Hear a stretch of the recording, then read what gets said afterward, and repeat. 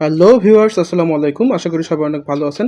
আজকে আমি দেখাবো কিভাবে ফোন থেকে আপনি আপনার এনআইডি কার্ড বের করবেন।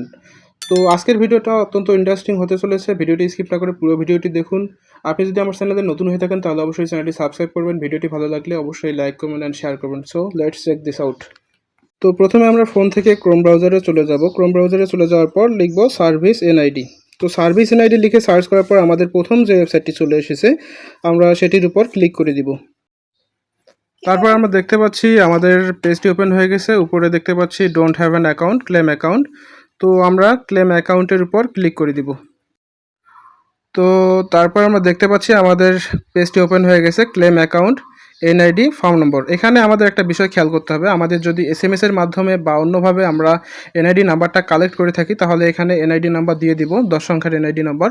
অথবা আমরা যদি টোকেন নাম্বার দিয়ে এনআইডি কার্ড বের করতে চাই সেক্ষেত্রে আমাদের এখানে এনআইডি এফএন তারপর ফর্ম নাম্বারটি দিতে হবে। তো আমার যেহেতু এসএমএস এর মাধ্যমে এনআইডি নাম্বারটি চলে এসেছে, আমি এনআইডি নাম্বারটি এখানে বসিয়ে দিচ্ছি। এনআইডি নাম্বারটি বসিয়ে দেওয়া হয়ে গেলে আমরা নিচে দেখতে পাচ্ছি ডেট অফ বার্থ। এখানে আমাদের জন্ম তারিখটা দিতে হবে। ডিডি অর্থ ডেট অর্থাৎ তারিখ, এমএম অর্থ মান্থ অর্থাৎ মাস, এবং ওয়াইওয়াই অর্থ হচ্ছে ইয়ার অর্থাৎ বছর। তো আমি এখানে তিনটা ফিল আপ করে দিচ্ছি। ফিল আপ করে দেওয়া হয়ে গেলে আমি নিচে দেখতে পাচ্ছি একটি ক্যাপসা দেওয়া আছে। আমার ক্যাপসাটি এখানে ওয়ার্ডটা দেখে দেখে এখানে উপরে টাইপ করতে হবে। তো টাইপ করে দেওয়া হয়ে গেলে আমরা সাবমিট বাটনের উপর ক্লিক করব।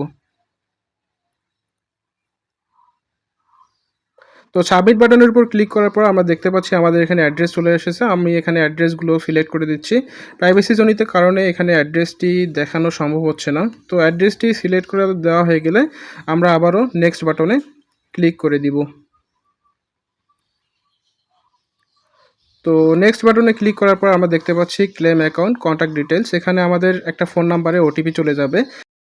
তো আবেদনের সময় আমরা যে নাম্বারটি দিয়েছি সেটা এখানে হাইড অবস্থায় থাকবে। আমরা চাইলে ওই নাম্বারটি যদি আমাদের কাছে থাকে তাহলে আমরা সেন্ড ওটিপি করে আমাদের ফোনে এসএমএস দিব। অন্যথায় আমরা চেঞ্জ কন্ট্যাক্টে গিয়ে আমরা আমাদের নাম্বারটা চেঞ্জ করে আমরা এসএমএসটি অর্থাৎ ওটিপিটা নিতে পারবো। তো আমাদের সাথে যে নাম্বারটা আছে আমরা সেটাতে আমাদের ওটিপিটা নিতে হবে। তো সেন্ড ওটিপি করার পর আমাদের ফোনে কিন্তু একটা কোড চলে গেছে, ইন্টার ভেরিফিকেশন কোড। তো ফোনে যে কোডটা চলে গেছে 6 ডিজিটের কোড, আমাদের সেই কোডটা এখানে টাইপ করতে হবে। টাইপ করে আমাদের কন্টিনিউ বাটনের উপর ক্লিক করতে হবে। তারপর আমাদের যে কাজটি করতে হবে সেটা হচ্ছে tap to open NID wallet. এখানে আমাদের ক্লিক করতে হবে। আমাদের যদি এনআইডি ওয়ালেট অ্যাপটি ফোনে ইনস্টল করা না থাকে তাহলে আমাদের ইনস্টল করে নিতে হবে। তো আমি ট্যাপ টু ওপেনে ক্লিক করে আমি অ্যাপটি ওপেন করে নিচ্ছি। অ্যাপটি ওপেন করে নেওয়ার সাথে সাথে আমাদের কিন্তু ক্যামেরা চলে এসেছে। তো এখান থেকে আমাদের ব্যক্তির যে ফেসটা সেটি আমাদের স্ক্যান করতে হবে এবং সেটি যেভাবে আমাদের বলবে, যে প্রসেসের কথা বলবে আমাদের কিন্তু সেভাবে এটি স্ক্যান করে নিতে হবে। তো আমি ব্যক্তিকে সামনে নিয়ে নিচ্ছি।